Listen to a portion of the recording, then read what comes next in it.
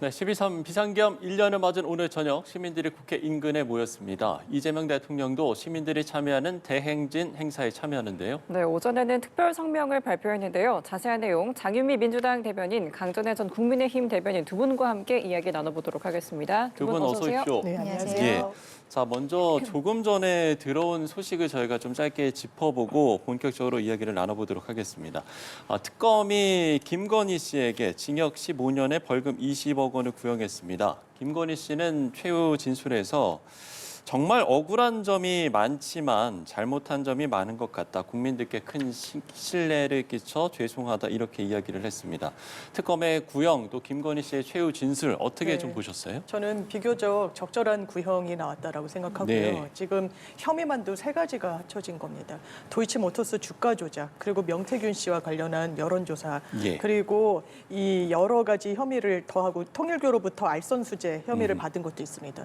기본적으로 도이치모터스 사건은 자본시장이라는 이 가장 큰 시장 질서를 교란시킨 범죄입니다. 예. 이미 공범들이라고 칭할 수 있는 사람들은 유죄 판결을 받기도 했고요.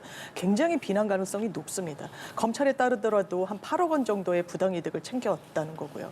그리고 굉장히 명징하게 6대 4로 나누기로 했다. 그리고 거기 그 비율에 맞는 금액이 송금되기도 했었습니다. 아마 빠져나가기 어려울 거라고 생각되고, 명태균 씨와 관련해서는 김영선 전 의원에 대한 공천 과정에 아주 적극적으로 개입하면서 심지어는 녹취까지 나왔습니다. 미르라고 해라라고 합니다. 미르라고 해놨으니 걱정 말고 김영선으로 확정됐다라는 취지였습니다. 이건 아까 말씀드린 도이치모터스가 자본시장의 질서를 교란시켰다는, 예. 이건 민주주의를 완전히 훼손한 겁니다. 심지어 특검에서 최후 진술을 할 때 양형에 포섭되지도 않을 정도의 범죄라고 이야기를 했습니다. 이 부분과 관련해서 15년형의 구형이 있었지만 거기에 상응하는 선고형 또한 나와야 되고, 그리고 부가적으로 된 이 자본시장법과 관련된 벌금 20억 원도 반드시 또 선고로 마무리가 돼야 될 거라고 생각합니다. 예, 적절한 구형량이었던 것 같다라고 이야기를 해주셨는데 이제 내년 1월 28일에 선고가 이뤄질 텐데 오늘 일단 이 특검의 구형량 또 김건희 씨의 진술 어떻게 들으셨는지요? 일단 구형 자체는 저는 생각보다 좀 높게 나왔다라고 봅니다. 네. 그런데 그동안의 3특검 중에서 내란 특검보다도 김건희 특검이 조금 더 강하게 수사를 하는 모습들이 있었기 때문에 한덕수 전 총리에 대해서 최근 내란 특검에서 15년형을 구형을 했었거든요. 예. 어떻게 보면은 15년이라는 것은 한덕수 전 총리와 김건희 여사가 같은 형의 구형을 받게 된 것이죠.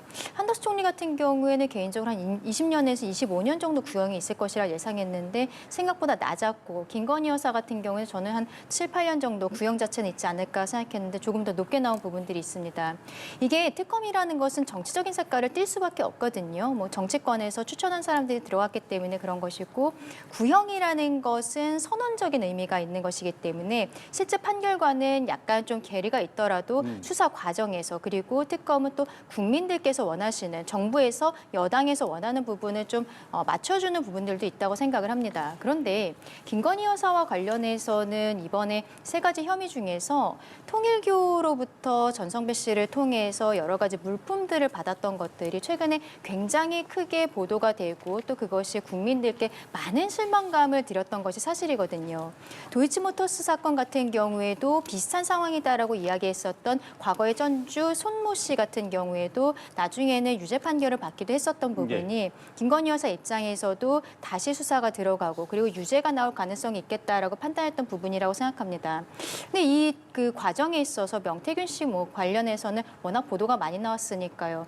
이 통일교와 관련해서는 완전히 다 부인을 하고 있었음에도 불구하고 물건들이 하나씩 나오고, 그리고 그 과정에 있어서의 진술들, 그리고 물건을 또 바꿔갔다라는 부분들, 이런 것들이 국민들께는 오히려 더 큰 범죄들보다도 와닿았었던 부분이 아닌가라는 생각이 들어요.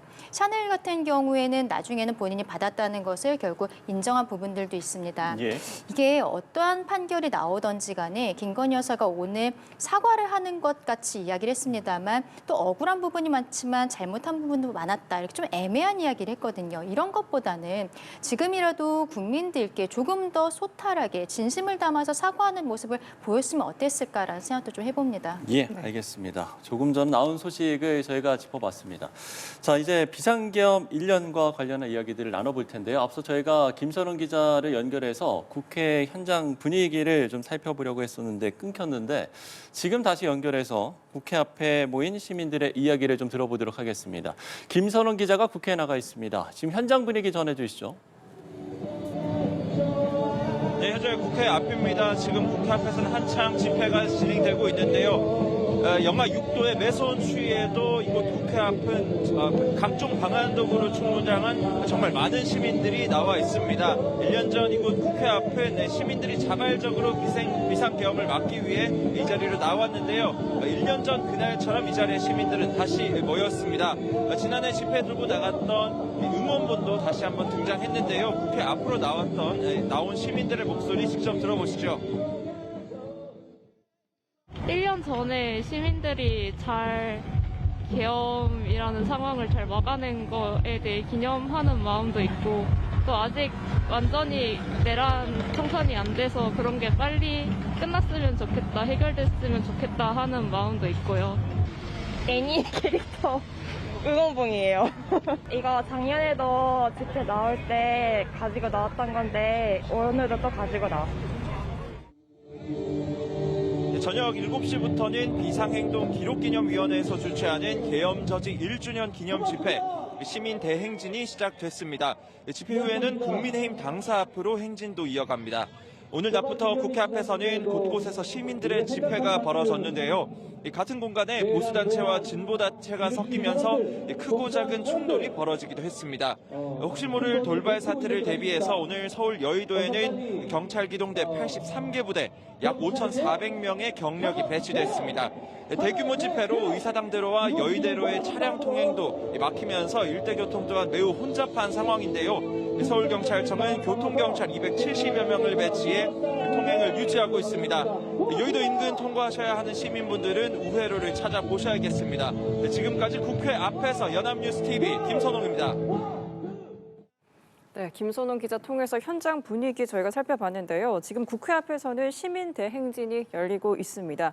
이 대통령을 비롯해서 민주당과 조국혁신당 의원 등도 참여할 것으로 전해지고 있는데 이 대통령이 직접 연설까지 할지 관심이었습니다. 어떤 메시지를 낼지 고민 중이라고 했었는데요. 네. 어떤 톤의 메시지를 좀 내겠습니까? 아마 앞서 오늘도 대통령의 메시지를 많은 국민들께서 확인하셨듯이 시민들께, 대한민국 국민들께 감사드리는 게 가장 최일선의 메시지일 수밖에 없을 겁니다. 예. 기본적으로 친위 쿠데타, 그러니까 권력을 쥔 이 사람이 쿠데타를 일으켰을 때 실패하는 확률이 거의 제로에 수렴합니다. 거의 불가능에 가까운데 이것을 사실상 윤석열 전 대통령은 실패를 한 거죠. 그렇지만 내란 자체의 준비가 허술했다고 보여지진 않습니다.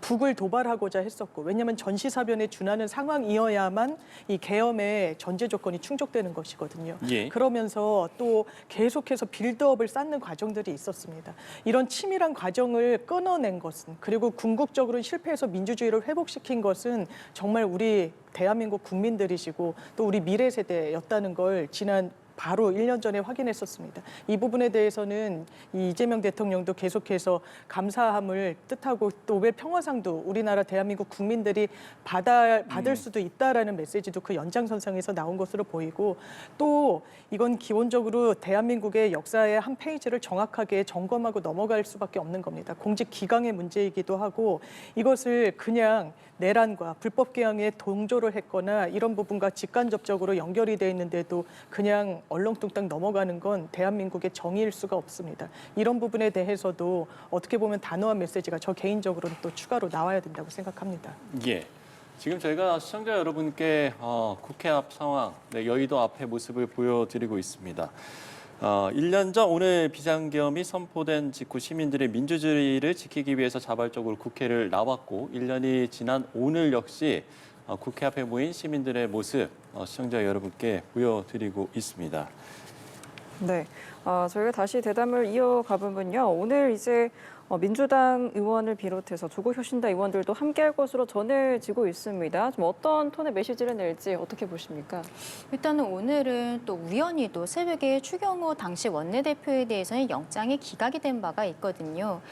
그 부분에 대해서 그동안에 민주당에서는 저희 국민의힘에 대해서 내란 정당, 내란 동조 세력 이런 프레임을 계속적으로 씌우고 있었는데, 저는 이제 1년이 되었고, 그리고 어떻게 보면은 추경호 당시 원내대표가 영장이 기각되었기 때문에 이제 더 이상 내란 정당이라는 표현을 쓰지 않았으면 좋겠다. 오히려 앞으로 협치를 하고 여야가 다시는 과거에 1년 전에 비극을 되풀이하지 않도록 진정한 협치, 진정한 화합을 이루어냈으면 좋겠다라는 메시지가 나왔으면 좋겠다라고 생각을 합니다. 예. 그런데 오늘 오전에 대통령께서도 그 대국민 담화 이야기를 보면은요, 통합 이야기를 하고 계시는데 글쎄요, 민주당의 책임감에 대해서는 별다른 말씀은 없으셔서 그것이 좀 안타깝다라고 생각을 했습니다. 윤석열 전 대통령에 대해서 헌법재판소에서 결국 파면 결정을 내렸는데 파면 결정을 내리면서도 그 내용 중에서 민주당이 그동안의 줄타내기라든지 예산안 정국 이런 것들로 인해서 전국이 완전히 마비가 되고 여기에 대해서 대통령으로서의 책임감을 느꼈던 것으로 보인다라는 말이 분명히 들어있었거든요. 예. 그런데 민주당은 지금 정권을 가져온 것이 마치 본인들이 잘해서 가져온 것처럼 행동하고 있는 것은 아닌가라는 생각이 듭니다. 과거에 했었던 폭주를 지금 여당이 된 이후에도 오히려 더 강하게 하고 있다라는 생각도 드는 부분들이 있는데 이런 것에 대해서 진정 어린 대통령 입장에서의 사과 그리고 앞으로의 전국 구상에 대해서도 같이 이야기해줬으면 좋겠다는 생각이 드는 부분들이 있습니다. 다만 오늘 같은 경우에는 최근 조국혁신당도 다시 조국 대표가 비대위원장에서 다시 대표가 되고요. 정청래 대표도 오히려 대통령실보다도 더 강성의 메시지를 내고 있는 상황에서 제가 말씀드린 이런 협치라든지 화합 이런 메시지는 나오지 않을 것 같다는 생각도 듭니다. 예. 저희가 앞서서도 이제 분할로 분할 화면을 좀 보여드렸습니다만 지금 국회 앞에서는 정말 오늘도 많은 사람들로 붐비고 있습니다. 진보 보수단체 집회도 잇따랐는데 날이 정말 춥거든요. 맞습니다. 네, 그럼에도 이 비상계엄 1년을 맞은 이 오늘의 모습 좀 어떻게 보고 계세요? 그런데 이 불법 계엄이 완전히 종식이 됐는지는 또 다른 문제인 것 같습니다. 네. 사법의 시간이 펼쳐지고 있는데 지금 1년이 넘도록 이 내란죄의 가장 이 우두머리란 표현은 형법에 들어가는 표현입니다. 그리고 그 밑에 주요 임무 종사자들이 있고 더 그 아래는 부하 수행을 한 사람들이 있는데 오히려 이 우두머리에 대한 이 재판은 지연된다는 인상을 국민들이 강하게 갖고 계시죠. 그러면서 오히려 국정 운영의 2인자였던 한덕수 전 총리에 대한 재판이 더 먼저 나오게 되는 이제 그런 상황이기 때문에 이 부분이 혹여나 1월 18일이면은 또 구속 기간이 만료됩니다. 만료되기 직전에야 선거가 나오는 그 불안감이 아직도 해소되고 있지 않다. 예. 또 하나는 추경호 전 원내대표에 대해서도 영장이 기각됐습니다. 불법성 인식에 대해서 다툴 여지가 있다.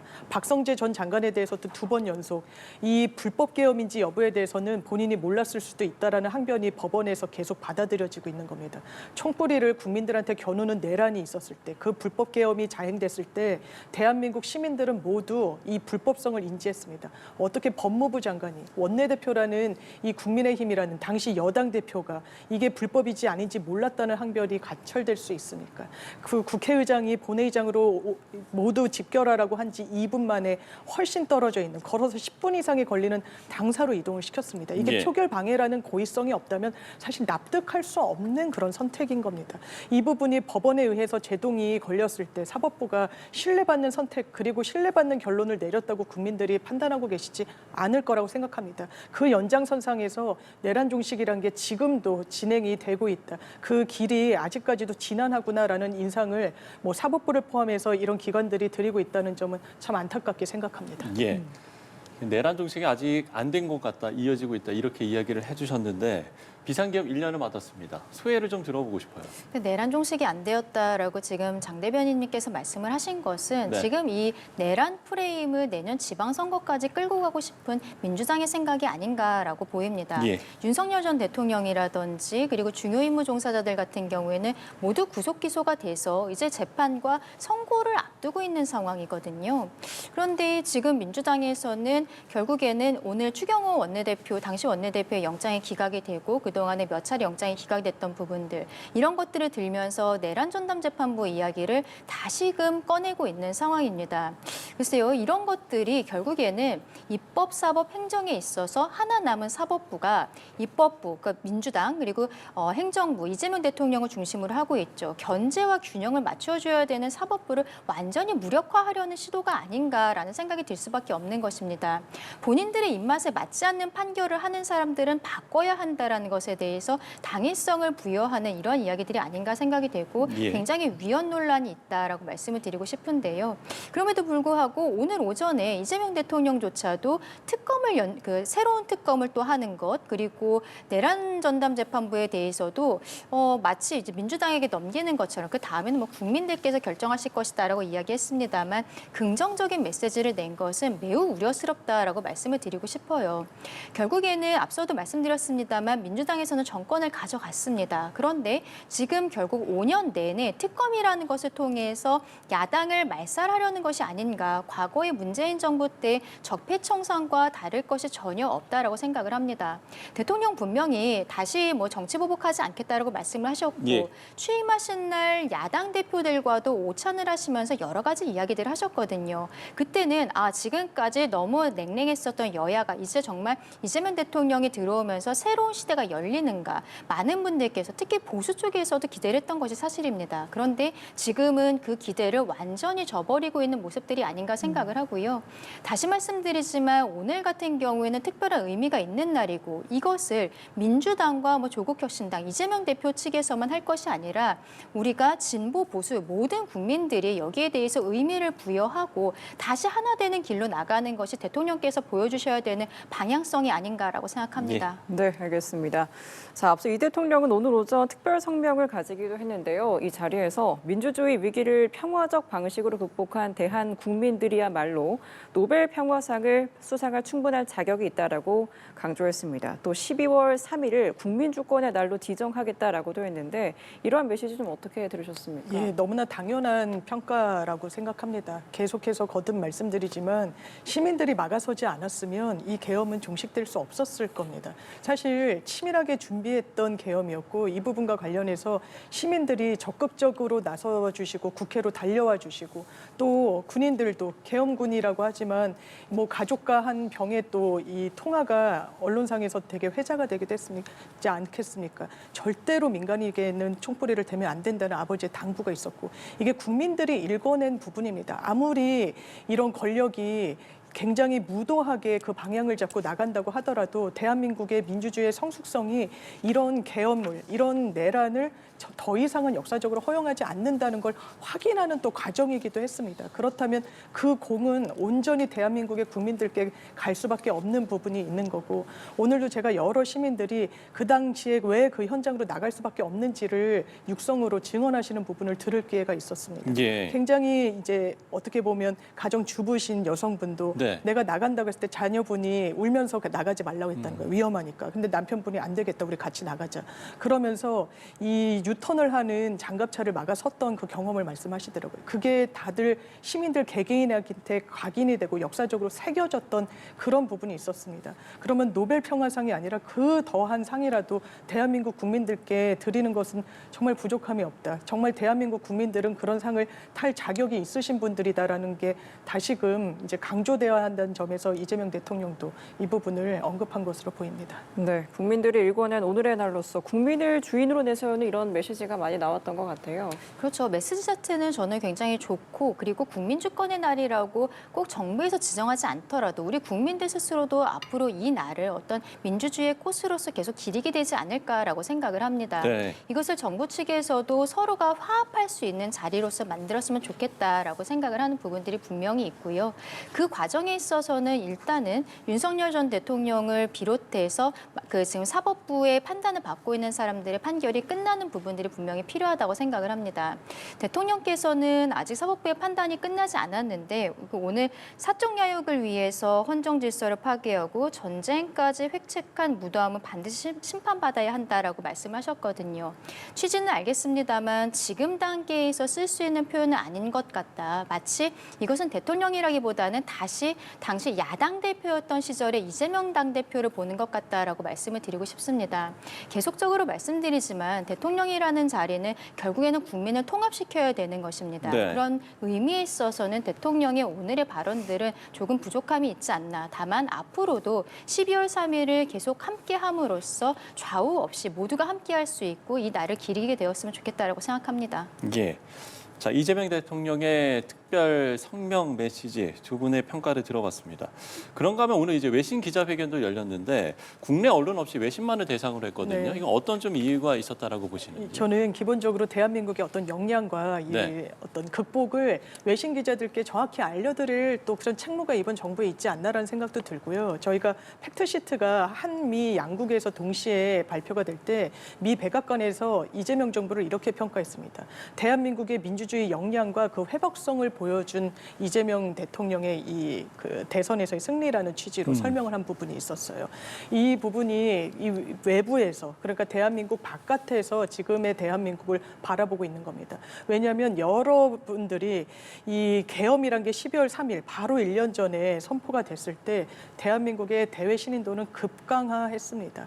완전히 경제도 이 한덕수 전 총리도 그 당시에 반대하는 가장 큰 명분으로 했던 것도 경제와 관련한 대외 신인도의 하락을 우려했었다고 이야기를 하고 있거든요. 그런 부분에 대한 어떤 아랑곳 없이 이 대한민국의 국격이 완전히 추락을 했었습니다. 그러면서 외신들한테는 오히려 외교부에서 이 계엄은 정당한 것이었다. 오히려 이 부분은 적법한 절차를 거쳤다라고 어떻게 보면 거짓 그런 문건까지 배포를 했었던 거 아닙니까? 그렇다면 이제는 대한민국이 이 계엄 1년을 기점으로 해서 정확하게 다시금 정상국가를 회복했고 그 과정 중에 있다. 그런 부분을 대통령이 외신 기자들한테 별도로 설명하는 유의미한 자리였다고 생각합니다. 네, 지금 이제 국회 현장에서 대통령실에서 좀 전해진 것 같습니다. 이재명 대통령이 사실 오늘 이 시민 대행진에 참석할 예정이라는 소식들이 전해졌었는데 경호 등을 고려해서 이 시민 대행진에는 불참을 결정했다.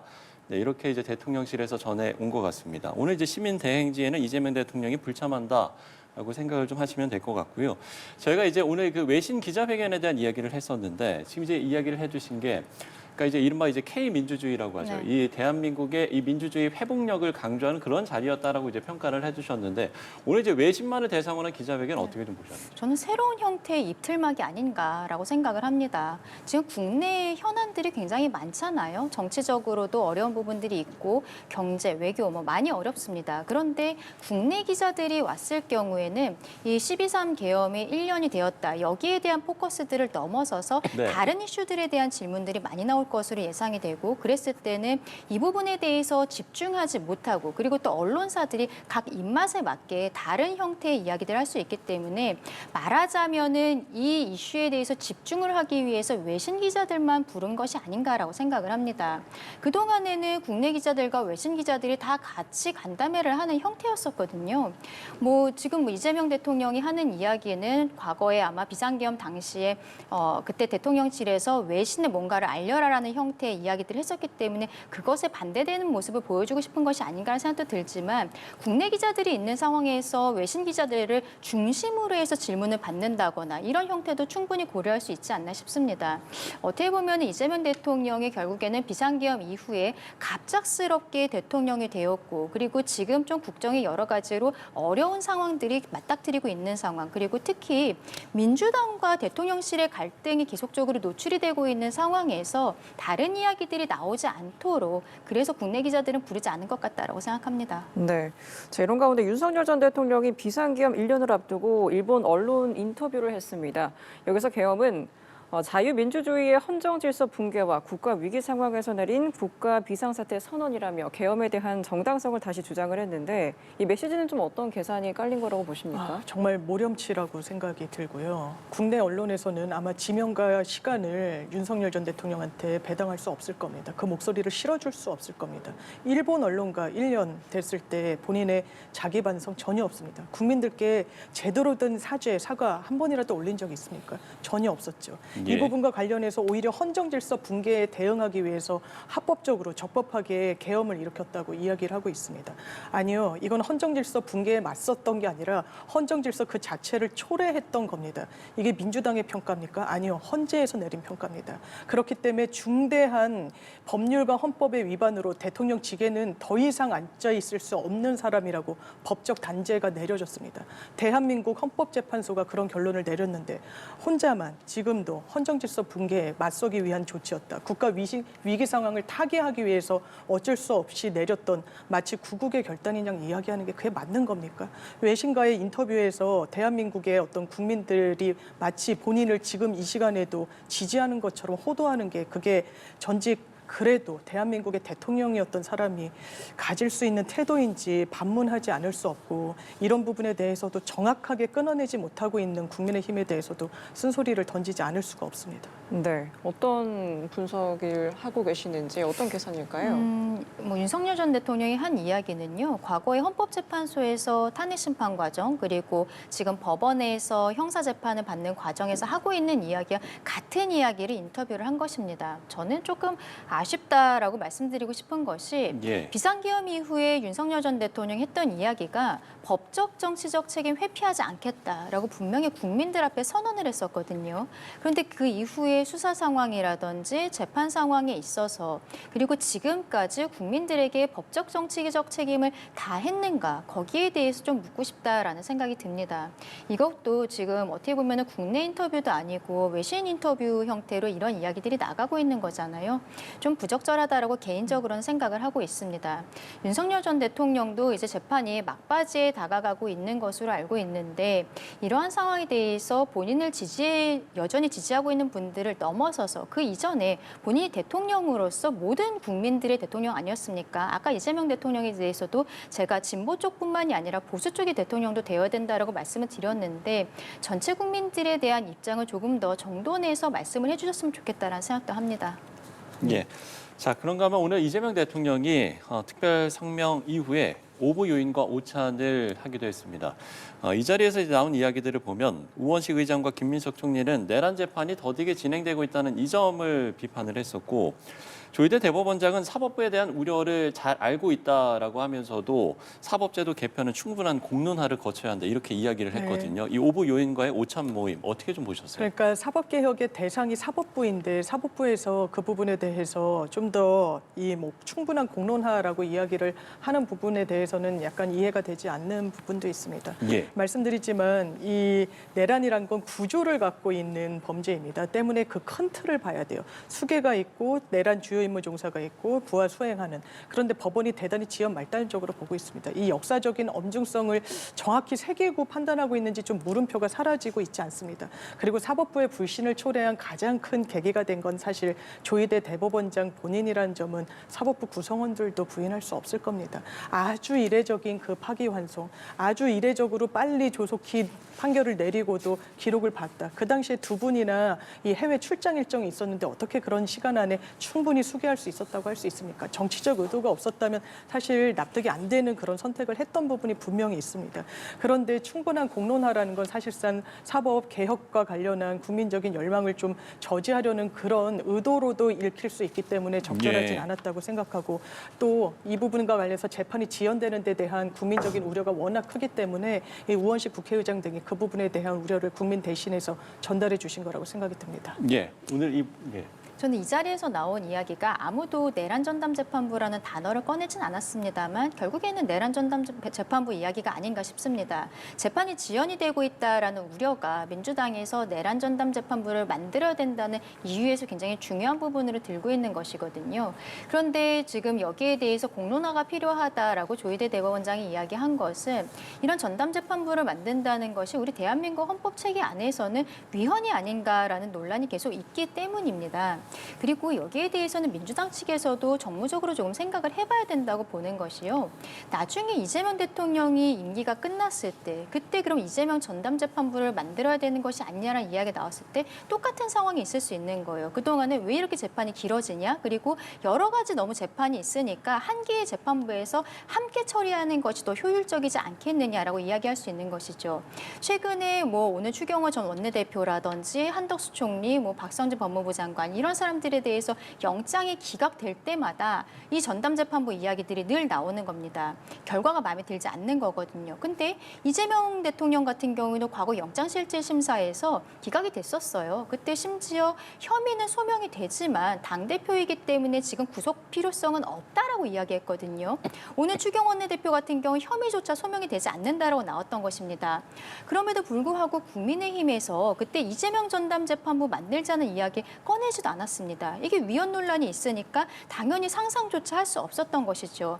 이 상상조차 할 수 없었던 일을 정부조차도 지금 대통령조차도 민주당에게 약간의 그 공을 넘기면서 진행을 하고자 하는 것에 대해 사법부 입장에서는 당연히 우려의 목소리가 나올 수밖에 없는 것입니다.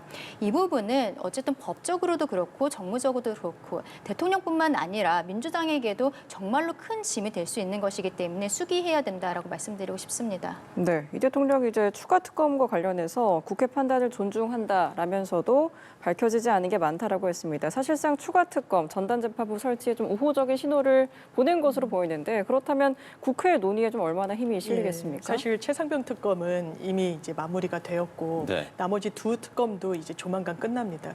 그런데 계속해서 새로운 사실들이 드러나고 있죠. 이를테면 김건희 씨가 박성재 전 장관에게 내 수사와 관련해서 굉장히 좀 강압적으로 이야기를 합니다. 이 수사가 정치적인 수사인 것처럼 본인을 향한 것. 그러면서 뭐 김명수 전 대법원장 수사를 종용하면서 왜 2년이나 지났는데 하지 않느냐. 이거 완전한 직권남용이거든요. 근데 이 부분에 대해서는 사실 첫 발도 떼기가 어려워요. 최근에 드러났거든요. 그러면 이것을 다 중단하는 것이 맞느냐. 아니면 특검 형태로 다시 한번 이걸 각각의 특검을 구동하기는 좀 어려울 거고요. 세 가지 특검을 좀 종합해서 더 특검을 사실상 연장하는 방안도 열어놓고 고민은 해볼 수 있고 다만 특검이 이게 별도의 개별 법률로 시작되는 거지 않습니까? 그러면 지금 수사라는 게 딱 정지됐다가 다시 특검이 하면 다시 시작할 수 있는 그런 성격이 아니고 네. 공백이 있을 수 있기 때문에 그번 부분에 대한 우려까지 열어놓고 한번 논의는 해볼 수 있다고 생각합니다. 네. 아니 검찰은 폐지하겠다라고 하면서 그러면 임기 내내 특검을 하겠다는 것인지 묻고 싶습니다. 3특검을 시작을 하면서 국민들을 설득한 것이 이게 기간이 정해져 있기 때문에 빠르게 수사를 하고 그리고 그 이후에 전국을 안정시키겠다라고 이야기를 했던 거거든요. 그런데 3특검도 법을 개정을 하면서 결국 연장을 했었던 것이죠. 그리고 최근에 상설특검도 이제 시작을 하고 있는 상황입니다. 쿠팡 수사 외압 의혹이라든지 이런 부분들도 하고 있습니다. 근데 검찰은 폐지하면서 본인들의 입맛에 맞는 사건에 있어서는 계속적으로 특검을 하겠다는 것이 국민들께서 납득을 하실 수 있을까요? 특검에서 수사가 미진한 부분, 다 다루지 못한 부분은 경찰이나 공수처에서 계속적으로 수사를 하면 되는 것입니다. 그리고 수사 상황을 보고 나중에 판단해도 늦지 않는 것인데 지금 정부에서는 기존의 수사기관들에 대한 불신이 깊은 것인지 혹은 말하자면 특검 만능주의를 갖고 있는 것인지 모르겠는데요. 이런 이야기들이 지금 대한민국 대통령의 입에서 나온다는 것 자체가 굉장히 개탄스럽다라고 말씀드리고 싶습니다. 예, 알겠습니다. 자, 두 분과 얘기 나눠봤습니다. 장윤미 민주당 대변인, 강전의 전 국민의힘 대변인 두 분과 이야기 나눠봤습니다. 오늘 말씀 고맙습니다. 고맙습니다. 감사합니다.